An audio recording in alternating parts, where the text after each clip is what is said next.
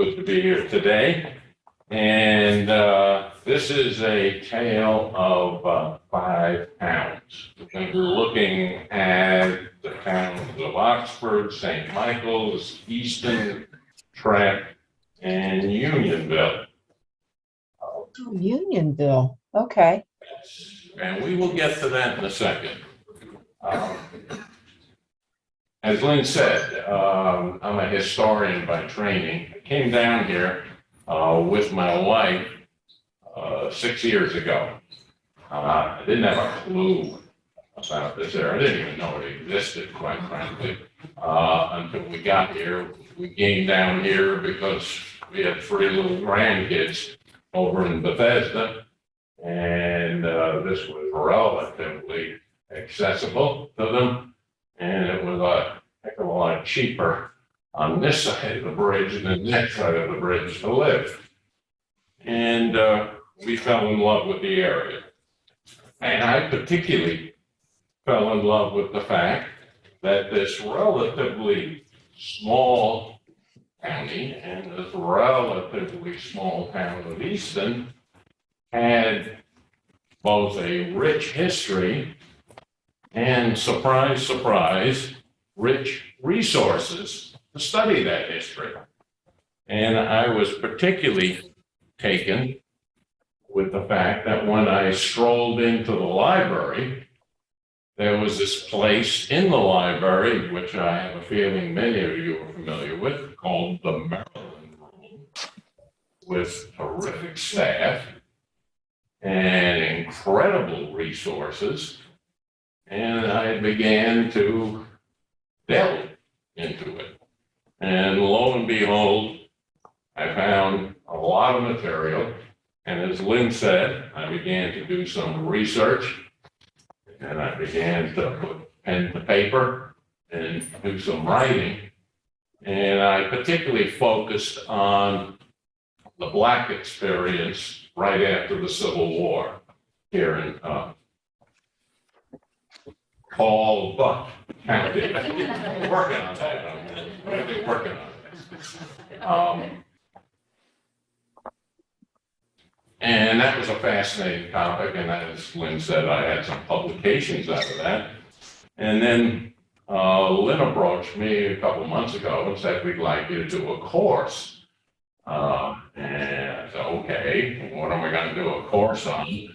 Because it's an opportunity for me to learn more about Talbot County and its history. Because up to that point, I had this sort of narrow focus, and this has allowed me to broaden that focus. So, 5 towns, Oxford, St. Michael's, Easton, Trappe, Unionville. Which one is not a town? Unionville. Unionville is not technically a town. It was in 1880, when the first census after the Civil War was taken that included that area. But by 1900, the next census, if you look at the federal census for 1900, you'll find that ain't no Unionville. It's been subsumed into Just the county. Easton. Part of Easton, technically. My estimation, and here I'm going to share some opinions. I do that a lot. Unionville has always been just technically part of Easton. Why are we going to include it? Well, we'll get to that in the 3rd meeting. I'm going to include it primarily because I want to include it. It's my course. But because it's interesting and it sheds some light on the history of Talbot County. So, okay. But that's for the 3rd meeting. Before we get into the content, I just want to share with you, I said I found a lot of resources about this county. Here's two of them. I have a feeling you're probably familiar with these. The first is an excellent history of Maryland by Robert Brugger. Yeah, we'll hold it up there so those folks can see it. And are you familiar with this volume? One. If you're interested in Maryland, there is no better place to go. Now, it is a little thick, lots of pictures, very well written, and includes a fair amount on the Eastern Shore. But my all-time favorite, we'll hold this up, Talbot County, Talbot County, sorry about that, a history by one of my favorite historians, even though I don't believe he's still with us, Dixon Preston. He was a newspaper man who came here to the county and delved into the history and has written just some crackerjack stuff about this county. This is a county history, and again, full of, no pictures there, but lots of pictures, lots of illustrations.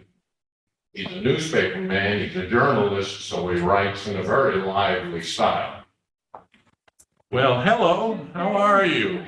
Now, we're not going to dock you for being late. Usually in my class, 5 points you get docked. Oh, there you go.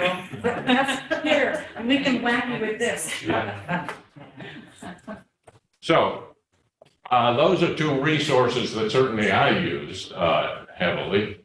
Beyond that, for today's purposes, we're going to look at Oxford and St. Michael's, the evolution of two watermen's towns.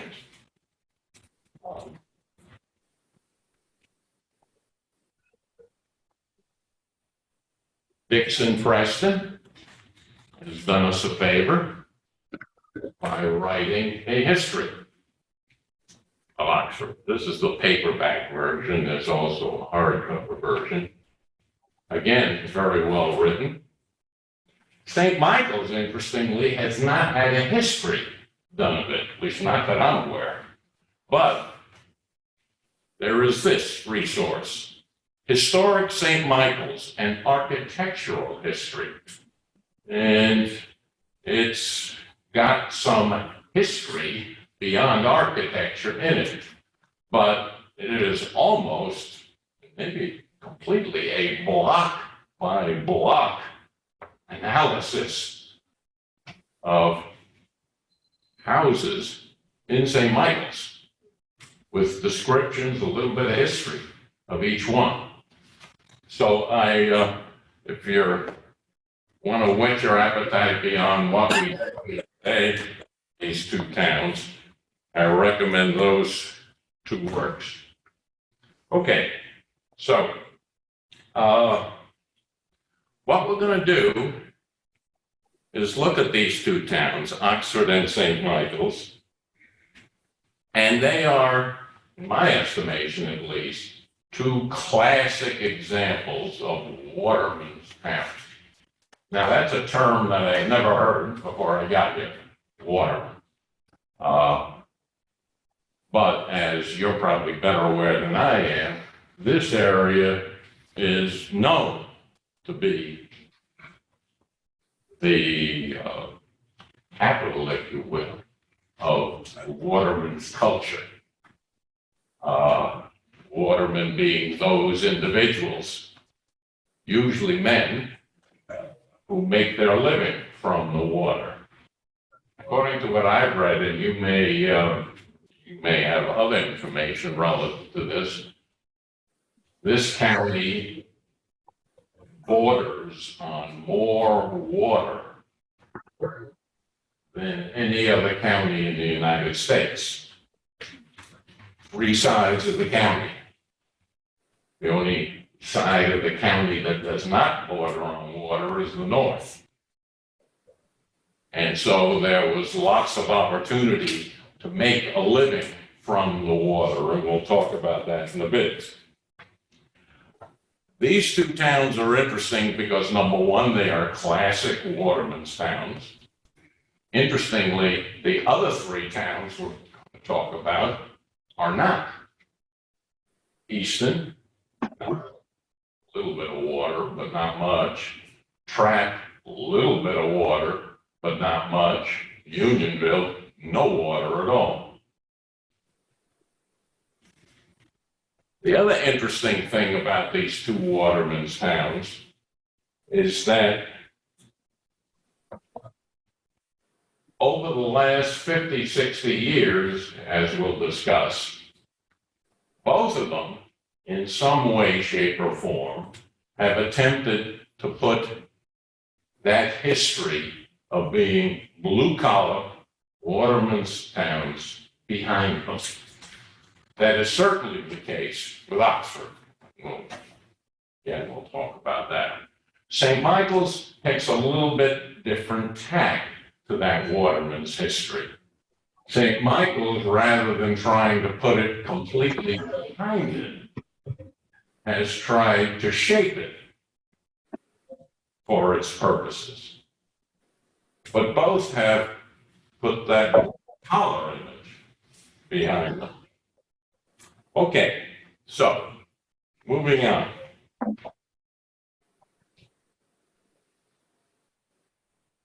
Okay, to pass to the present day. Oxford. Oxford is, as I think many of you are aware, old. Real old. Oxford, let me get my notes here,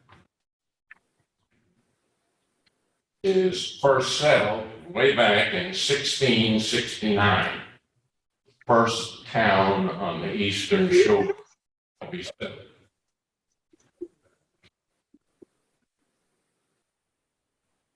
It was settled because it's on the water. So not only is it on the water, but it's an ideal port. It's deep, it's wide, and it's young. And so the individuals who first settled in Oxford had dreams of Oxford becoming, in fact, a major port for the Eastern Shore.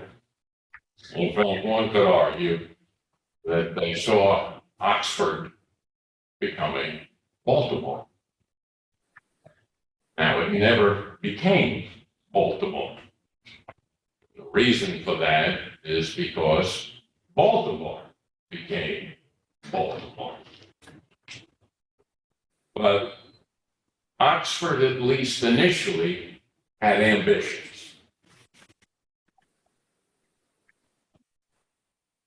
1683, 3 or 4 years later, no, I guess 14 years later, major event in the history of Oxford, it starts a ferry. The interesting thing, of course, about that ferry is, Bob? St. Michael's, where we know.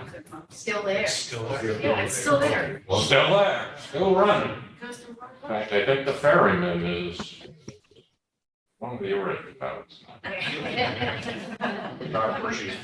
It is the, as I think many of you aware, the oldest, it says continuing, privately owned running ferry in the United States.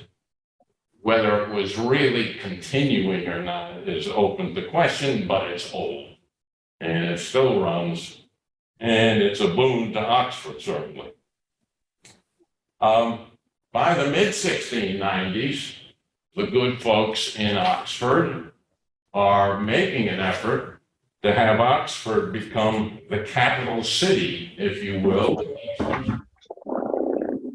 Again, they're seeing that Oxford, with its harbor and all, can really develop. But it doesn't. It doesn't. there's an effort made to convince the English king and his ministers to recognize Oxford as a major port. They don't, much to the dismay of the good folks in Oxford. And as a result, Oxford dreams of being a major town begins to dissipate. But, and this gentleman,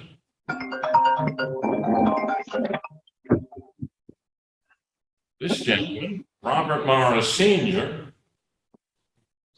comes to town literally in the mid-1700s. Now, I would assume everybody recognizes the name Robert Morris because he's got an inn named after him. I'm not aware they had a thing to do with that building, but they were shrewd enough to name it after him. Morris comes to town in the 1730s and sets up shop as a merchant. He's only in Oxford for a period of about 12 years, 1738 to 1750. However, in those 12 years, he works a minor miracle in raising the visibility and raising the economy of Oxford. And he does that by engaging in and generating trade between Europe, the United States, and the Caribbean, using Oxford as a midpoint between the three.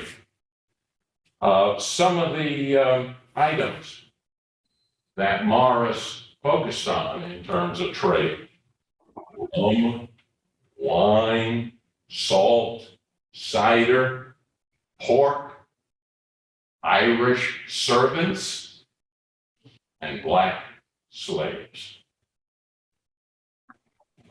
If one looks at the records from the mid-1700s, one can identify a whole series of ships not coming from Africa, coming from the Caribbean, transporting black slaves.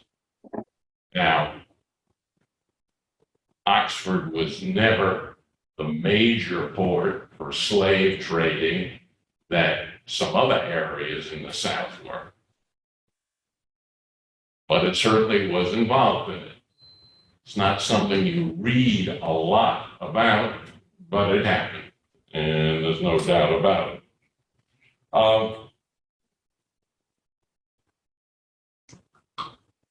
Oxford begins to develop under Morris's leadership, but unfortunately, Morris comes to an untimely end in 1750. Of all things, he's taking part in some ceremony, and the ceremony involves a cannon being fired. The cannon fires, but unfortunately, Morris was in the line of fire. And that's the end of Mr. Morris. Morris's death, in combination with the American Revolution, sends Oxford into a bit of a tailspin. Let's see.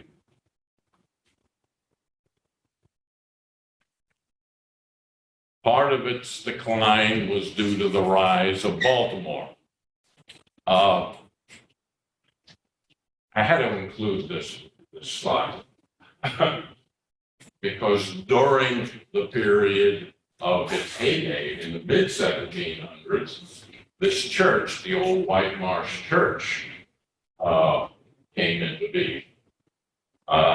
And the fact that that's what it looked like 20, 30 years ago seem to be symbolic of what occurred over the years. It's later mid-17, excuse me. And the ruins still exist. Yeah, yeah. Now, I don't even think, in fact, I'm quite certain, those rooms aren't even there any longer. That picture, I think, was taken some 40 years ago, 40, 50 years ago at least. But Oxford declines. But after the Civil War, it rises again. It begins to grow again. A railroad is built to Oxford. I have no idea if there's any residue of that. There may be. Is there old tracks, or at least, Right. yeah. Because you Okay. don't think it cuts back across the church and then cuts down along the road. Okay. Trappe station still. Yeah.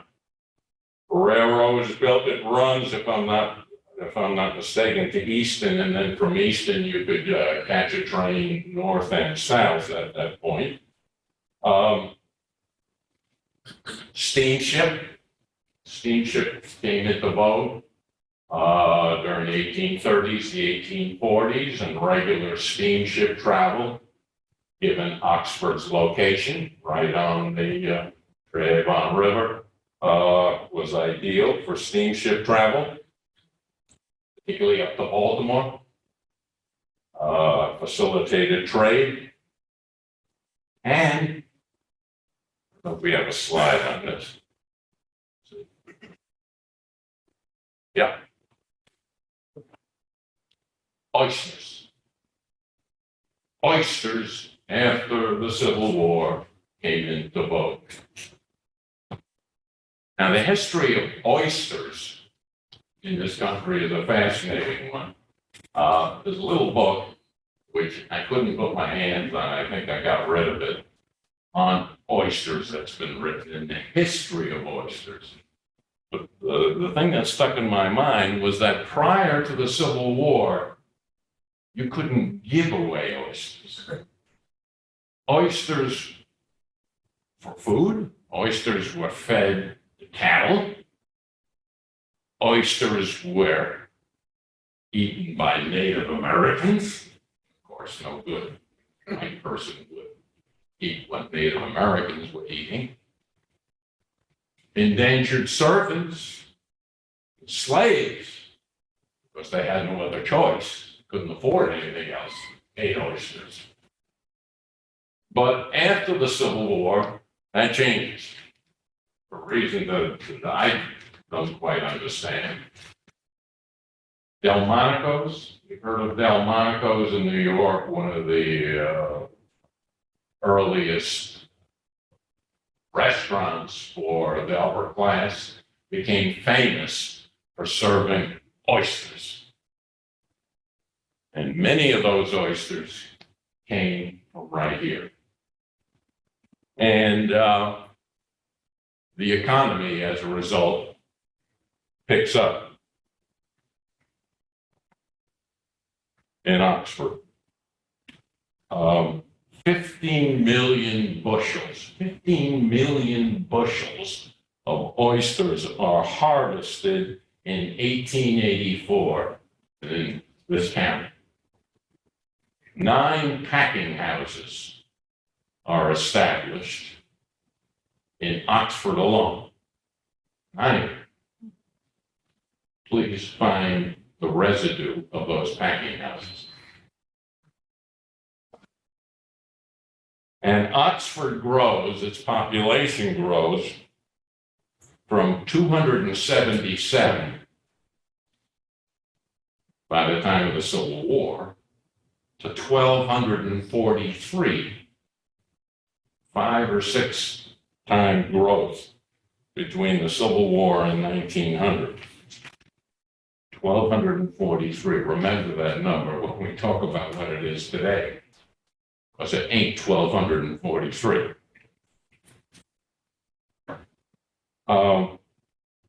One of the, let me see here what we have.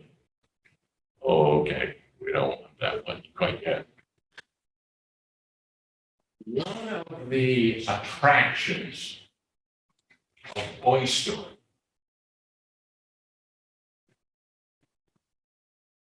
is the fact that an individual could become a waterman with very little investment. You had to have a fairly primitive boat.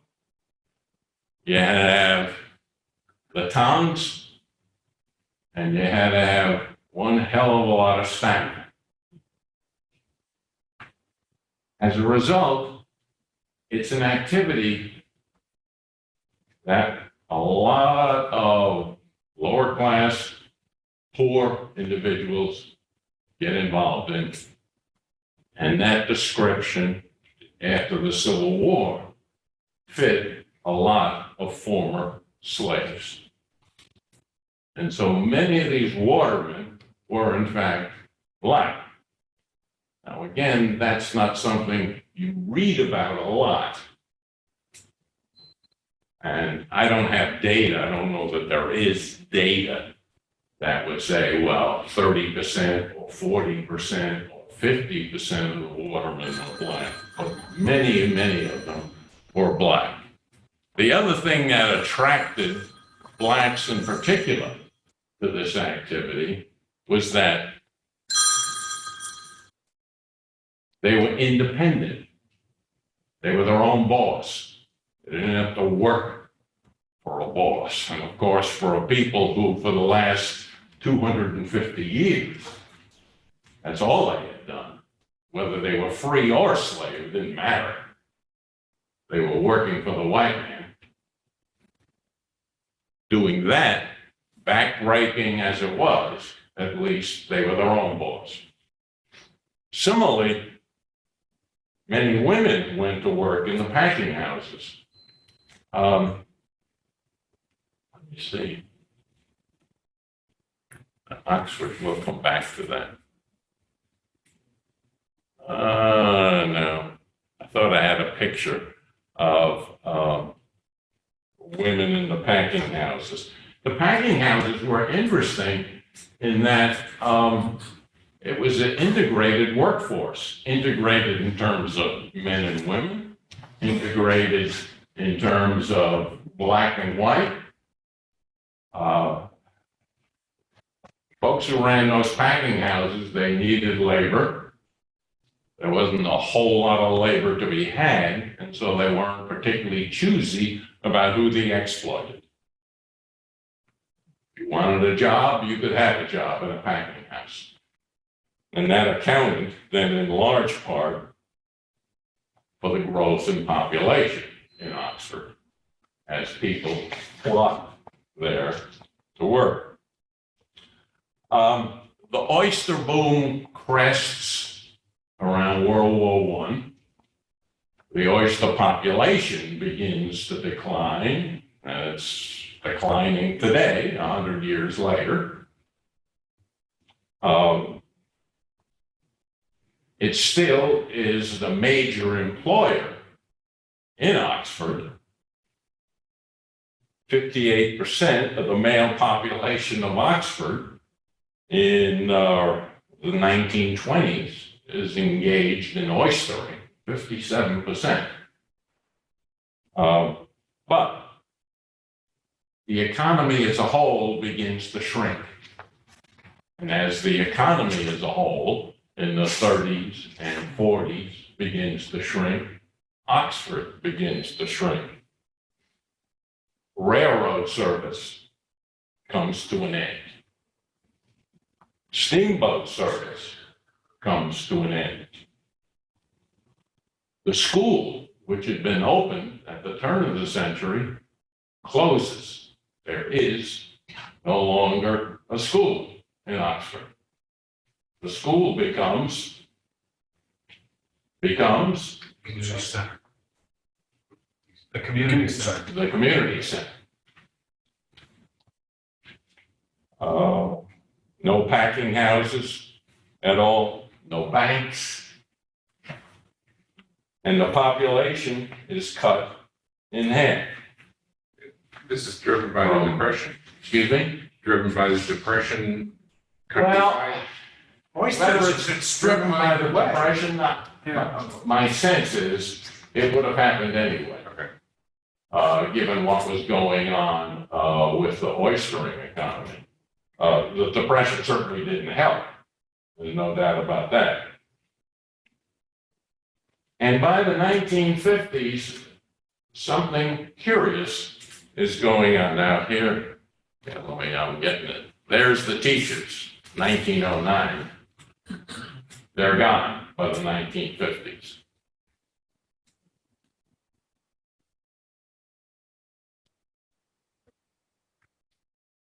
There's the school.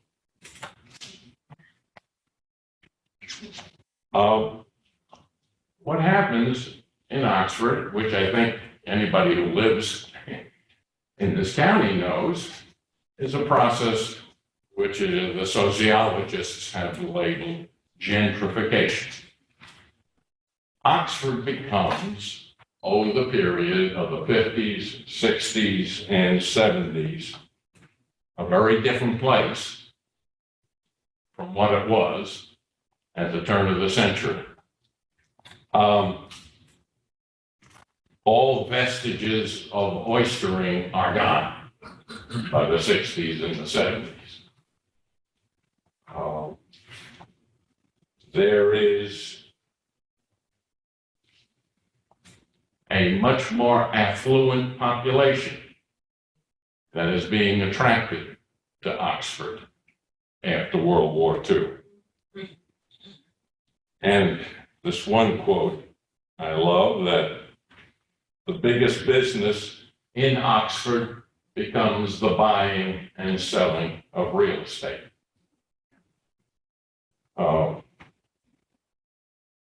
Another quote, which some might take issue with. It's been labeled Camelot on the Trappe River. Resistant to change, seeking to preserve an ideal Oxford that never was. Now, whether you agree with that or not is up for grabs. A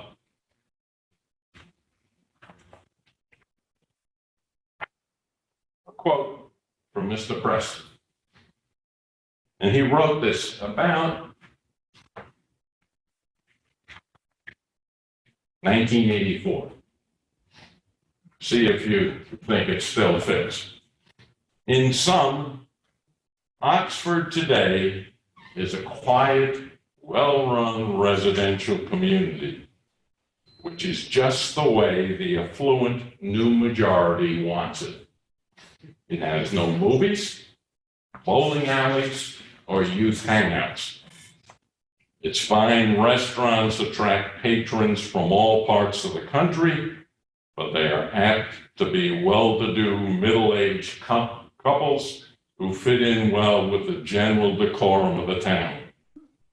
Its townspeople, especially the newcomers, are inclined to resent and actively oppose anything which they fear might put Oxford too much in the spotlight and draw undesirable elements to disturb the peace of the community.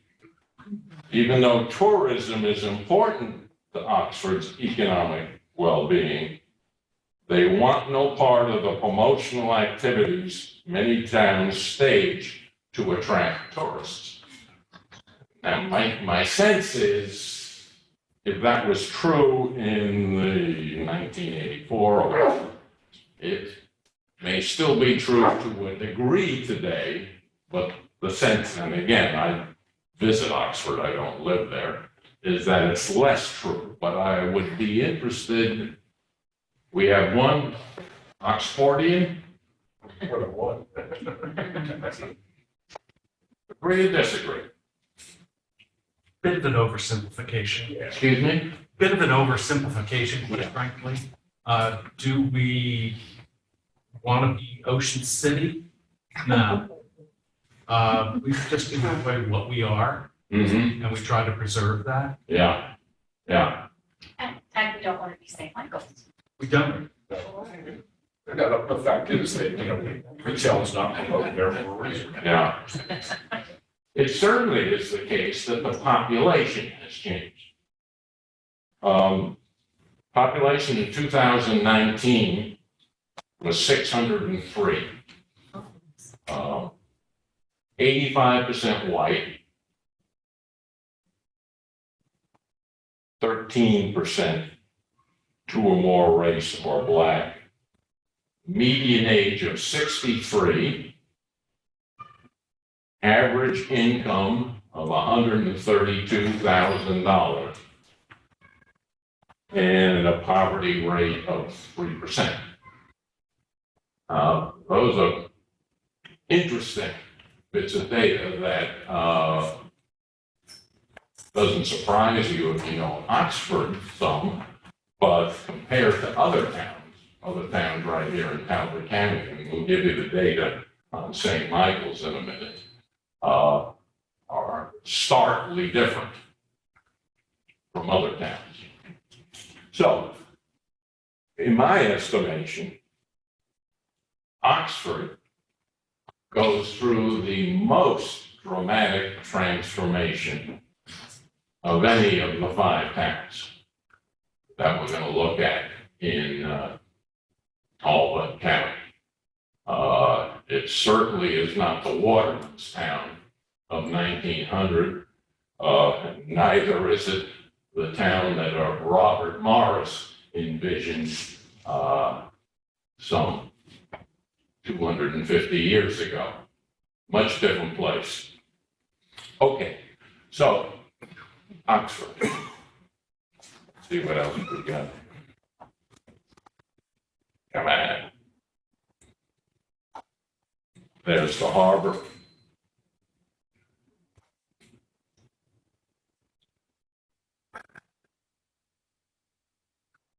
Why isn't this sucker? There we go. And there's the name that we just gave you.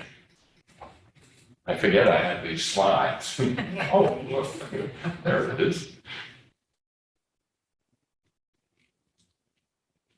All right. St. Michael's. Let me get my St. Michael's stuff out here.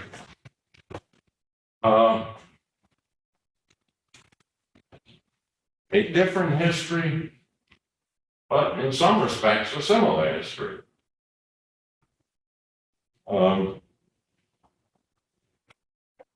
Different in that St. Michael's doesn't begin to develop a good 100 years later than Oxford. Doesn't begin to develop until the 1770s.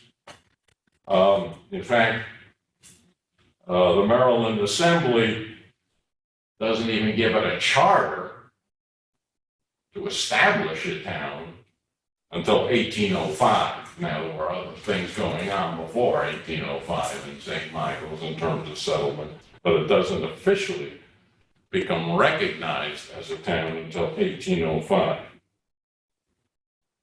And no surprise, shipbuilding was central to the town's evolution.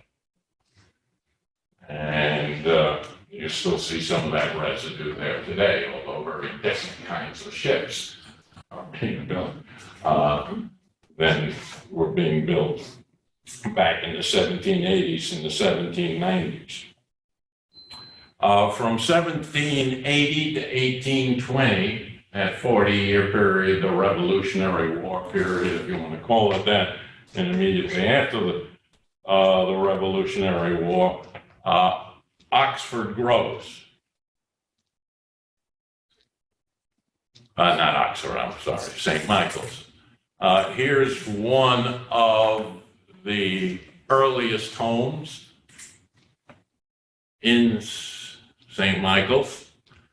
You might recognize it. It's, I forgot, I took this picture. It's down one of the side streets in St. Michael's in remarkably good shape.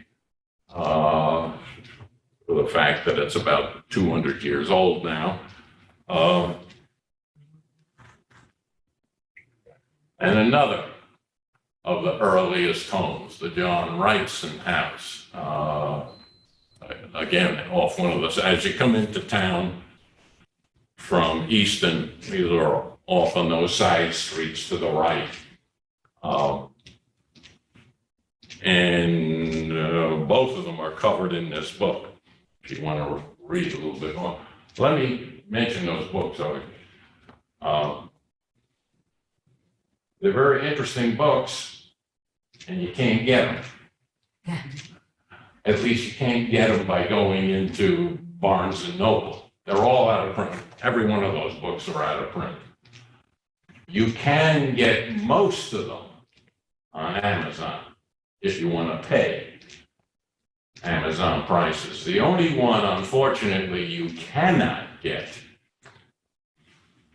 is the history of Talbot County. You go to Amazon and put that one in, not available, which is really too bad. Where you can get your hands on it is at the library.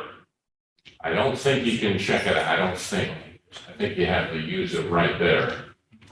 But it's interesting. There's lots been written about the county, lots been written about these towns, but not much, if anything, in print today. But I've got a question. Sure. Where did the bricks come from? What is the, Where did the bricks come from? Like the brick sidewalks? oh, Bricks. There was, Where the, was it? they made bricks in Oxford. Oh, You know where Conservation Park is in Sure. Oxford? That used to be a brickyard. no kidding. Yeah, you can get bricks to have the word Oxford stamped in. No kidding, wow. But they're not from Oxford. They're from Oxford, Pennsylvania. okay, so Just ruin that. IRS. St. Michael's booms for a period, and then seems to be a pattern. After 1820, it declines. Oystering begins to peter out in the St. Michael's area. And things go backward for a while in terms of shipbuilding. But that begins to change again with the Civil War. And Oxford's economy goes up. Its population doubled between 1840 and 10 years. Its population increases from 449 to 861. Interestingly, of those 861 people who were in St. Michael's in the 1850s, 70% of them were white, 30% were black. Of those, 56 were free black, 82 were slaves in St. Michael's in the 1850s.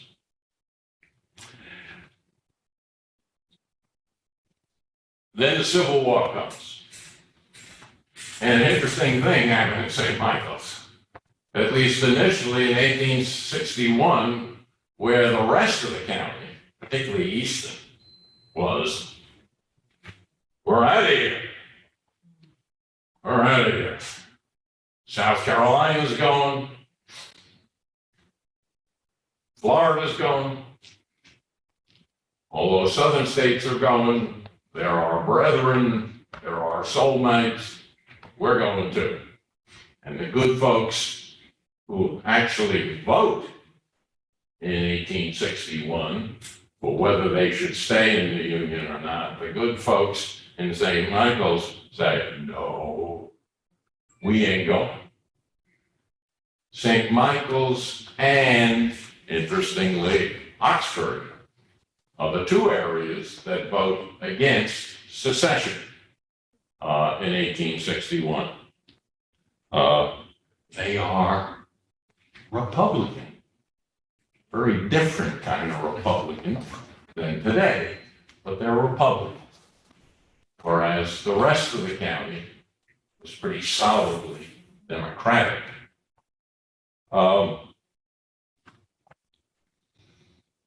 And so the Civil War comes. The county as a whole is the whole of the story, but we'll delve into it a bit. The county as a whole is pretty much split in terms of the Civil War. As of what, 6 months ago, 9 months ago?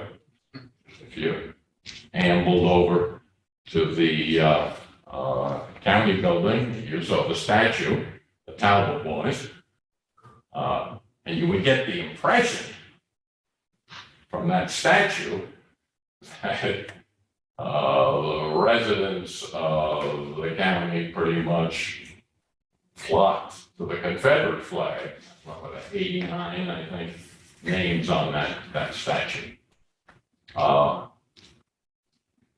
What is less well known is that balancing those 89 were 250 or more from Talbot County who enlisted in the Union Army.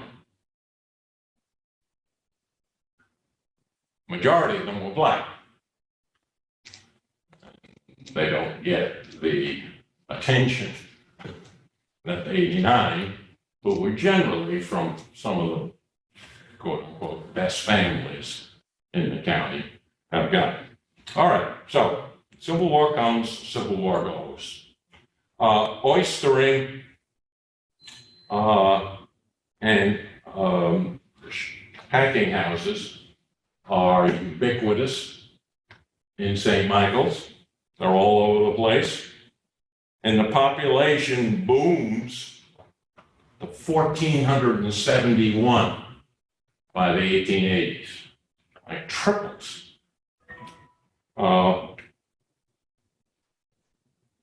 And there are packing houses galore and a black population that is significant in St. Michael's. Again, just like in Oxford, attracted by oystering. However, similar to Oxford,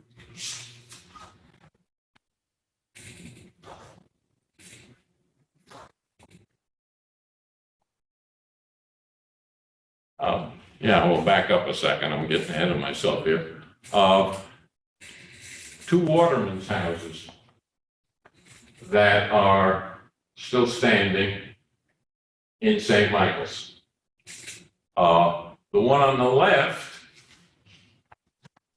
doesn't look like that. I took that picture a couple months ago. I went back there yesterday. It looks like it's been reborn.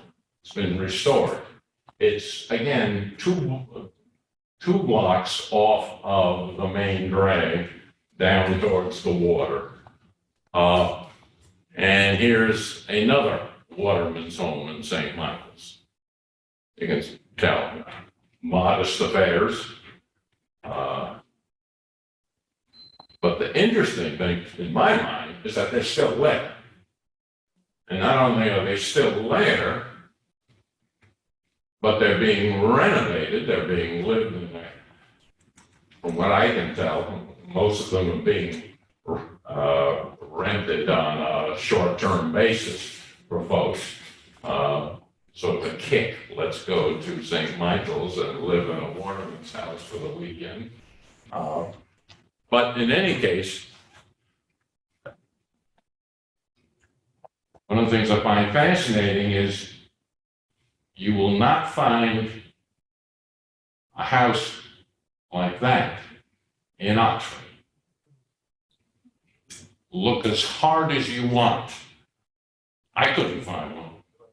The best I could find, there's an old store that's now for sale down towards the, The red building? The red building? yeah. That looks like, to the eye, one of the few, if only, homes of this sort. At least it was a home, I would assume, 100 years ago. On the other hand, in St. Michael's, these are not absolutely unusual. Oystering declines, just like it does everywhere. And over the period of post-World War II, oystering is replaced in St. Michael's by, Crabbing. that's right, tourism. Oh, tourists. Tourism becomes the lifeblood of St. Michael's after World War II. Both a symbol of that, and in some sense, I would think one of the causes of it is the establishment of the Maritime Museum in 1963. Which brings what has become, in my estimation, a world-class facility, not just to St. Michael's, but to the county as a whole. When I drove by yesterday, I see signs up now for the new building that's going up, which is going to be a boon, not just to the museum, not just to St. Michael's, but again, to the county as a whole. And so the emphasis becomes now on fishing, sailing, eating, shopping. God, my wife loves to shop. In St. Michael's, she would walk down the main street and the shopkeepers would light up. I don't know. But that's another story. Unlike Oxford, the black population has maintained itself in St. Michael's. The Union United Methodist Church, still a going concern in St. Michael's. Right across the street is a community center, which, to the eye at least, appears to have a heavy black population in it. And there's a whole, as you're probably aware, beyond this, black neighborhood in St. Michael's. St. Michael's today has a population of a little over 1,053, 74%, 3/4 white, 1/4 black. Median age of 56, still on the high side. I think Maryland as a whole, the average age is something in the 38, 39, but not close to Oxford. Average income of $112,000. Yeah, it's still pretty high. And a poverty rate of only 3%, very low.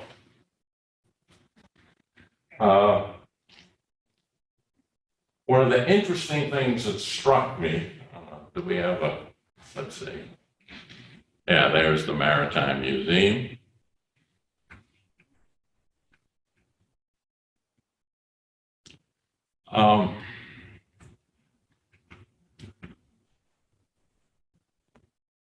This coffee shop I love, not because of its coffee.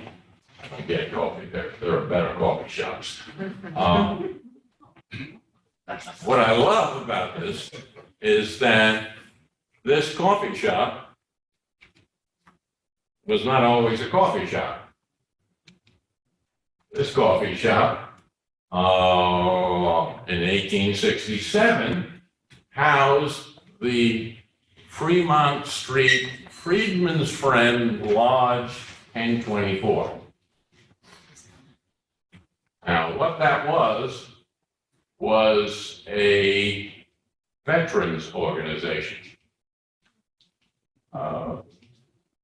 You've heard of the GAR, the Grand Army of the Republic? Grand Army of the Republic was the first veterans organization in this country after the Civil War, dedicated to getting pensions for Civil War veterans. And there were GAR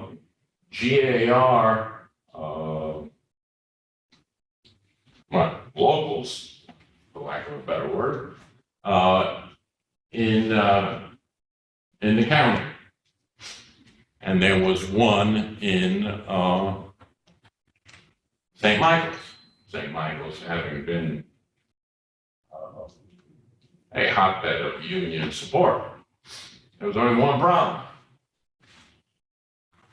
When the black veterans tried to get membership in the St. Michael's GAR, they were told, we don't think so.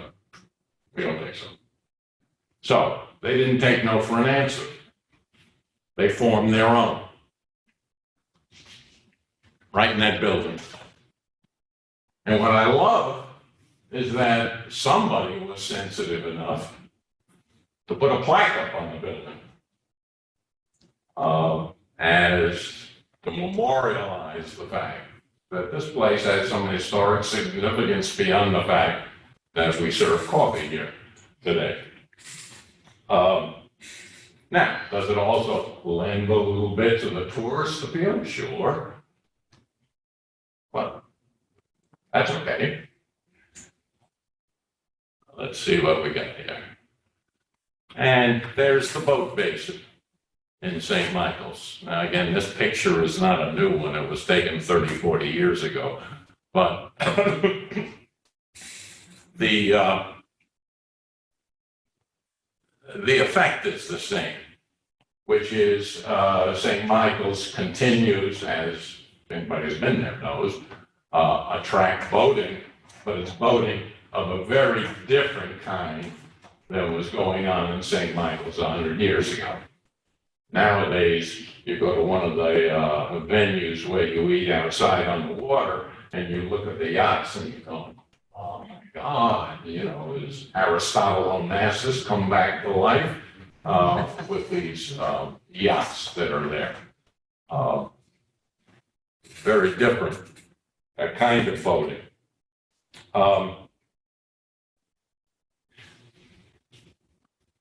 What particularly struck me about St. Michael's over the last couple of years, I mentioned my wife,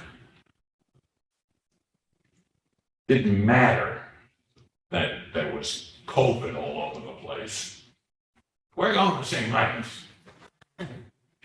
And you go to St. Michael's a year and 2 years ago in January and February,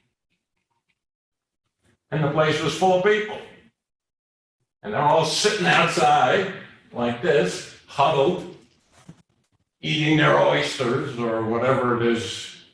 The place was really hopping. It became a real draw for folks who couldn't get on a jet and go to Florida or go to the Bahamas. So they went to St. Michael's in their BMWs. And St. Michael's came through my senses. I don't have data on this, but my sense is St. Michael's came through the plague in a lot better shape than many other towns. To sum things up, I think I have maybe I don't have a summary page there. Okay.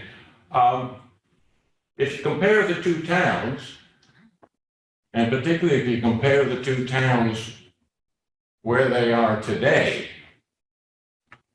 both of them, to the eye, are seemingly in pretty good shape. I read stuff in the paper about the budget, and particularly St. Michael's has been having some debate. But they've traveled a very different path over the last 50 years to get to being in fairly decent shape.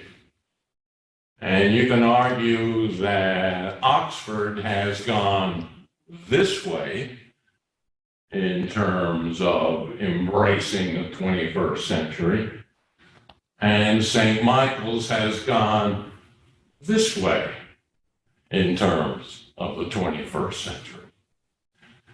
To put it a little differently, you go to Oxford and you are hard pressed to get a sense of the history of Oxford. Now, to their credit, there's a cadre of folks at the Historical Society there who are working very hard to preserve the history and are sensitive to the dynamics of it. But as a whole, just eyeballing, there's not much in the way beyond the Historical Society that to me strikes, oh, let's remember the history of 150 and 200 years ago. St. Michael's, on the other hand, there's all sorts of stuff related to the history of the town. Now, it's been, in my estimation, somewhat sanitized and made appropriate and appealing for tourists and the like, but no matter, they're using their history in St. Michael's in a way that Oxford seems to have avoided in large part. So that's where we conclude. And if I have offended anyone relative to remarks, that's okay. I tend to do that every time I open my mouth. But why don't questions, comments, observations, what have you? We've got about 10 minutes, if I'm not mistaken. Just one quick observation is one big difference between the towns is if you go to St. Michael's, you can go through it and then there's all kinds of things going all the way down to Tilton. Yeah. Whereas if you go into Oxford, it's the end of the road, unless you get on the ferry. Which in a way is sort of symbolic. Yeah. Now, you can at different points in the year take the ferry. Take the ferry. No doubt about that. Where the ferry comes out on the other side, and there's a whole interesting history in and of itself. Yes. Did the railroad stop going to St. Michael's as well as it did stop going to Oxford? Give that to me again? Did the railroad stop going to St. Michael's as well? Was that part of the? Oh, yeah. That didn't last too long. I can't give you the exact years. So the railroad went out to the ferry there. Oh, okay, to the Oxford Ferry. No, it was Oh, Like, that was the main route to Ocean City in the end of the 19th century and beginning of the 20th century. Yeah. That's how you got to Ocean City. In the 1930s, they would have 5 little backups of cars waiting to get on the ferry all the way from Cleburne to St. Michael's. Huh. So it was a very popular ferry. You're talking about the ferry across Yeah. the, Then they moved it. yeah. That's another fascinating part of the history of this county, that whole ferry. In fact, that might be a good course. So, I'm sorry, so why, if there was the railroad going down that way, why did St. Michael's end up having more commerce then? Yeah, I can't answer that. Well, it had, I mean, it was surrounded by farmland and cultural industry, so. But they didn't go across to the other shore? Well, then trucks came in Yeah. the 20s and 30s. Yeah. And that was the main way to get So that took vegetables it. to market. Oh, okay. There's a photograph in the Historical Society in the Denton building. There's an exhibit right now Can you speak up? where they took photographs from the early 20th century and they matched them with current photographs on Harrison. And there's a photograph of the area where the Maritime Museum and Perry Cabin was, and the original building at Perry Cabin 40 years ago, and what it looks like now. But if you're interested in sort of the development of the county, it's all Talbot County, and it's open. You just walk in and look at it. It's pretty Is fascinating. that the one that, those photos that, Under Harris. that Under Harris did? Yeah, 100. Robert? Question, so how, with the construction of the Chesapeake Bay Bridge, how did that contribute to the shift in the demographics in Talbot County? In terms of who migrated, were there more people coming from the western shore because they had a more direct route as opposed to going up and around? Oh, yeah, absolutely. I don't have the population data right here, Bob, but certainly the population of the county has grown more since the advent of the bridge than before. There's no doubt about that. As I say, I don't have the data right in front of me at the moment. Yes, I would love it if you would do a course on Tillman. on, Tillman. okay. The end of the world. And continuing waterman's. I will take that under advisement. Yes, ma'am. Could you explain, or do you know why there was the resurgence of oystering and becoming popular after the Civil War? Because Why it became? Right? It became popular after the Civil War because demand for oysters grew. Well, Uh, also, I think Philip Armour had invented rail cars. yes, yeah, I should. It could be yeah. refrigerated. Yeah, exactly, the refrigerated rail car certainly aided transporting the oysters so that people weren't getting sick and dying from tainted oysters. No doubt. But it's interesting that even as early as the World War I period, Ice bunkers. the oyster population begins to diminish. And of course, that between conservationists and watermen still goes on today in terms of, are we going to provide access to the oyster population or not? The short term versus the long term. Well, it's also about the fact that oysters clean the bay. Yeah. You need oysters. Right. Yeah. Anything else? I have a question. When you drive into St. Michael's, there's a big sign that says, this is the town that fooled the British. Yeah. Is that, you did Yeah. not mention that, is that more than just the That,